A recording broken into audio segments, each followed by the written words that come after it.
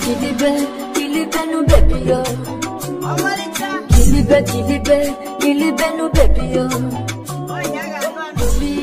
Baby the chapo, you come like say na this girl flavor sing the song o Kilibe no baby makanine zianye fo na nwabo odalo mmecha. E mana Bible gwala na chukele mmado from Monday to Saturday olumbo soka ojozi wike mana Bible gwala na chukele aka chuku aka okanikpo mbosoka.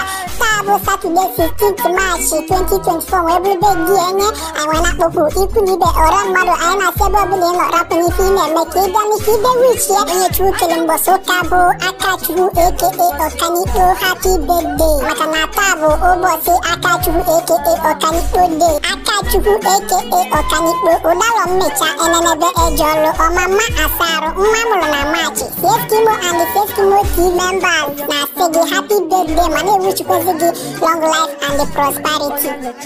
Oya teko kwa mume. Asa menindewe iyewe chekwendewe.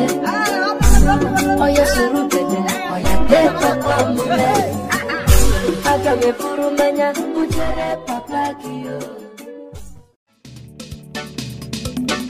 Oh, I want you to be by my side every time.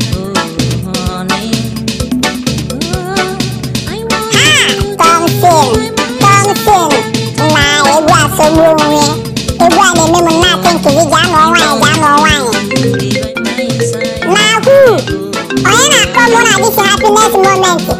You can arrange my occasion bag. Hello, Eskimo. Don't go to the down. Can we cannot refeel you? You know, yeah, don't you know, yeah, the camp tank, you can't up with your bag in. If I never go, you're not yet to go back and I hit period right in here.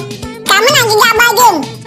Okay, it's a little bit of a bag game. Can you leave your little one as well? But those you know, on Wednesday, 3rd April 2024, Mr. Chukudi, Onyaka, and Yoba Compound. Numo Sodiora Metiti Anam. Ngwadike when you were not key with the first time on Nania. Amalgata is Nancy.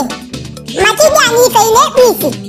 So you know my case over 2024. Ngwanya Monte can call again, and the microphone game can begin Avano when we can even live. Onyakweli Simon Augustine Walioba aka Ezonobudo, Napoku Ikunibe or Ramado, Mawoke Mawanya, okay, Mawata, Kadia Nole, Nana Amalicha Munyebu, Mkiruka, Febo, Chukudi, Onyaka, Maka, Emune traditional marriage na Imegwanya, Nkevane medicine Wednesday 3rd April 2024. Venue na Compadu Mr. Chukudi, Onyaka, Namosodi, or Metiti Anam. Time 12 p.m. Tidon. Bibiala kana marriage yabo. Basili Abato, Uribla Abato, Ogojovo Nneke, Ochili Ozo, Ebunike Nzosi Ofozo, Edeshe Nneke, Jidovo August Niwalioba, Chukuma Ilebunemu Udili Apiti, Odina Onyaka Saki, Izichuhu Aloyi Meze, The Young Money, and the Polinusu Nzedigwe, Jigade. Onyehu August Niwalioba, Eweli Mezechi, aka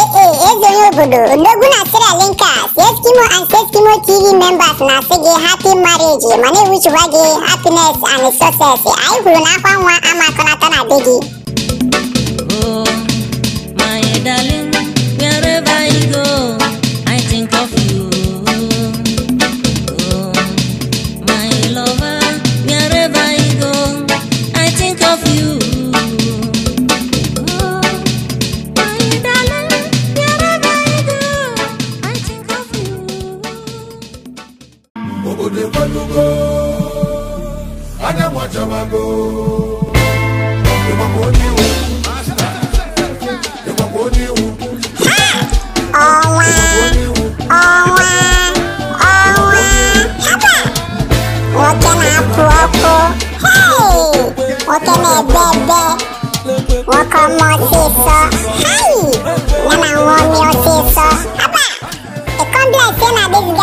Sing the song, Makanine Zay, Fana Wakana Poko. Oh, one Sato. All the Wakanta Tomoja in a meta, I the best baby in the world. Anyway, who is calling me at this critical time?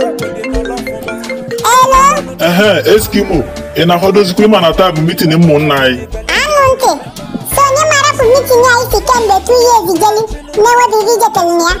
So, you can go down for once. Money Marana Tabu, dead for Kadibu. AKA, I want to start. They were Eskimo, I knew me before. Oh, when Nkina no Ozunwala Obuno meeting munna kita menu ya. Oya ge muti kan call gi and the bite phone game. Kam munna me even ibe when weekend ni fen me. Tabo Monday 22 on July ni me aro 2024 ka. Jidofo Okadibo aka Onwana Sat ne me ntete maka omumu ya nkendio ibo na akpo birthday celebration. Amalicha wunye bu Shamaka Jidofo Okadibo aka Queen Onwa we na akpoku ifu ni be ora mmadụ na sebo bu na onye no biko kuno pata no kuma soli ewichi amalicha diebu Onwana Sat happy birthday. Jidofo Okadibo aka Onwana Sat odoguno ra me titi anam obu ya na so na biago nwoko mu oseso onwa ina apu Eskimo and Eskimo TV members na say happy birthday mane wish kwa say long life and prosperity. If you want to talk for the you ever go with the love for man.